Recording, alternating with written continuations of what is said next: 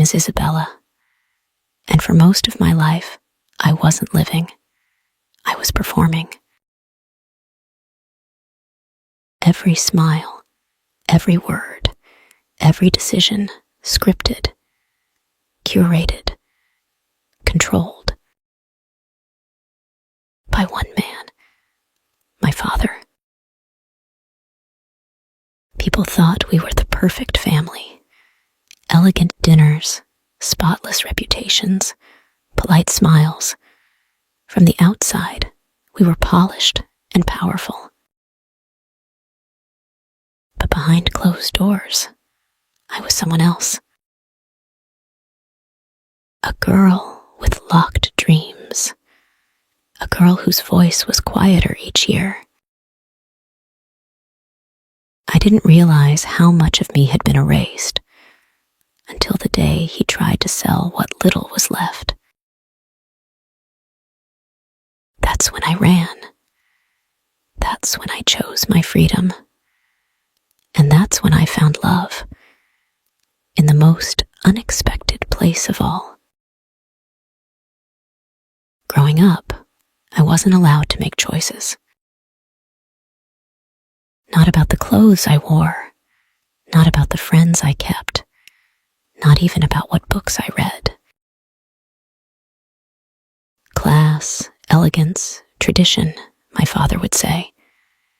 His words weren't suggestions. They were laws. My mother had learned to obey in silence.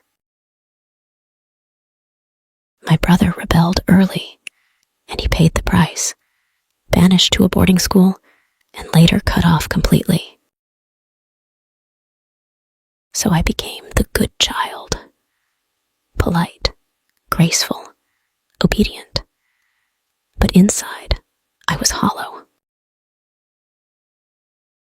I dreamed of things I could never say aloud, of painting, of dancing in the rain,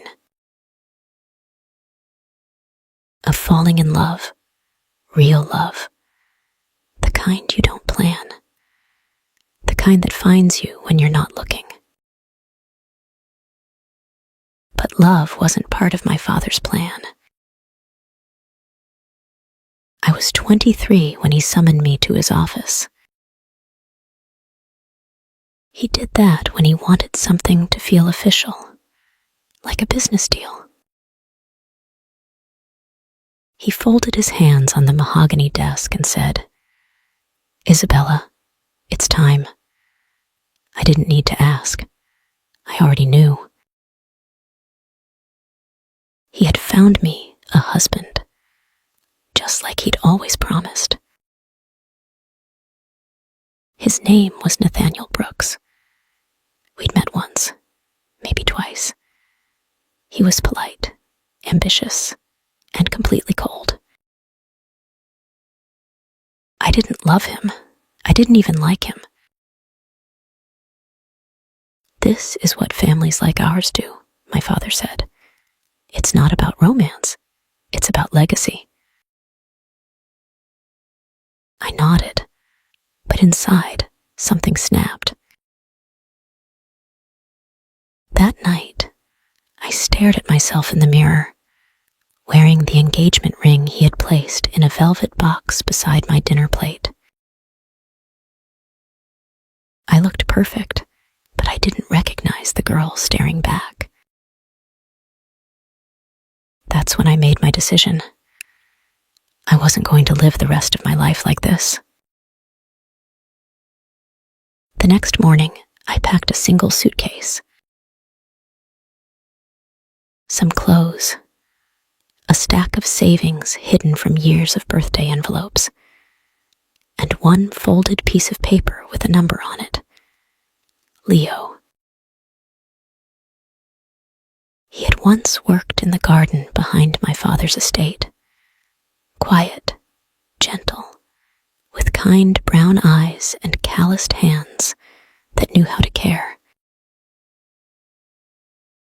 We had barely exchanged more than a few words at a time, but those moments stayed with me. He treated me like a person, not a product. He looked at me like I was real. He no longer worked for us. He had left months ago after a disagreement with the staff manager. But I kept his number. I don't know why. Maybe I knew I'd need it one day. And that day was now. "Are you sure?" Leo asked, standing at the courthouse steps. His voice was calm, but his eyes searched mine for doubt. "No," I said honestly, "but I can't go back." He nodded, and in that moment, I realized something. Sometimes, the bravest thing isn't knowing exactly what you want. It's knowing what you don't. We signed the papers that same afternoon. No dress, no cake, no guests. Just me, him, and freedom. We moved into a small apartment in a town no one from my old life would ever think to search. The first few weeks were strange. Leo gave me space. He didn't ask questions. We slept in separate rooms, shared quiet dinners, laughed slowly.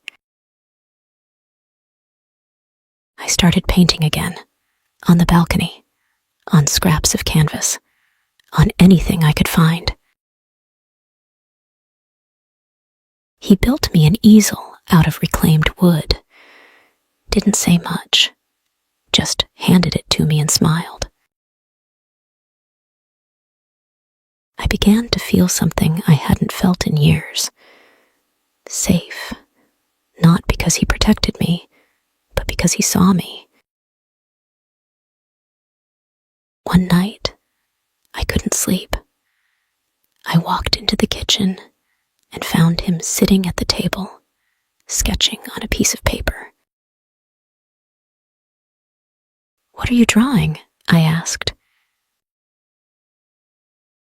He looked up, slightly embarrassed. "A garden." "For who?" He shrugged. "For you. I thought maybe, one day, we could build it together." Something in my chest shifted. Something bloomed. It was raining. We were caught under a small overhang outside the grocery store. My hair stuck to my cheeks, my jacket soaked. I started laughing, really laughing. Leo just watched me. And then, suddenly, he stepped closer, not in a rush, not with force, just closer. His hand brushed mine, and I didn't pull away. I looked up at him, rain dripping from my eyelashes, and he whispered, "You look free." I didn't think. I just leaned in and kissed him. It wasn't passionate. It wasn't cinematic. It was simple, soft, but it meant something. Everything changed after that, slowly, naturally. Our marriage, once built on escape, began to blossom into something more. We started talking about the future, not as a way to hide from the past, but as something we were creating together. We fought sometimes. He hated the way I flinched when someone raised their voice. I hated the way I apologized for everything, even when I didn't need to. But we learned together.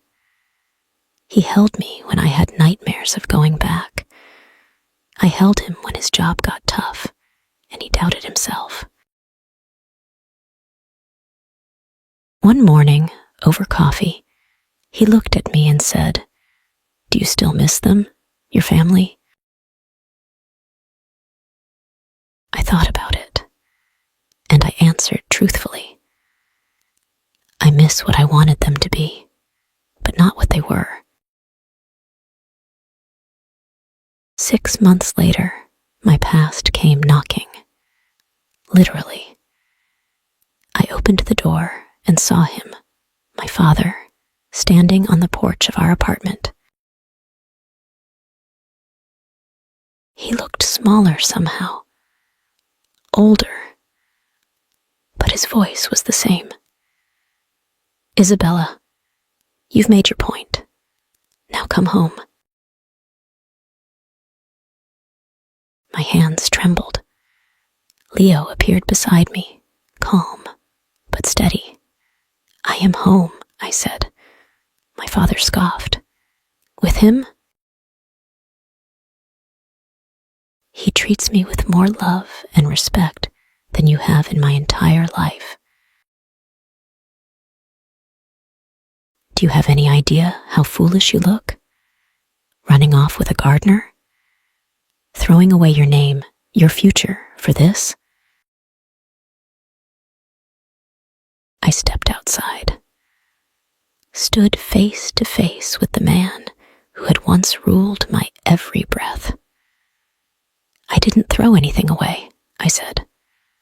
"I finally claimed something that was mine."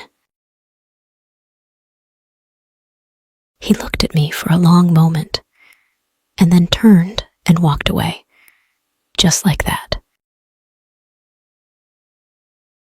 No apology, no emotion, but I didn't need it, not anymore. That night, I sat with Leo on the couch, my head on his shoulder. "Are you okay?" he asked. I nodded. "I think I am." He squeezed my hand. "You were brave, you know. Not for leaving, but for staying true to who you are." And I realized he was right. The real courage hadn't been running. It had been choosing me. It's been 2 years now. We bought a little house with a garden out back. Leo designed it. I painted the fence. I host art classes for kids on weekends. He plants flowers just because he knows I love them. It's not a perfect life, but it's mine. And for the first time, when I look in the mirror, I know the girl staring back. She's not trapped. She's not performing. She's free. Thank you for listening. Please like, subscribe, and share. Your support means the world to us.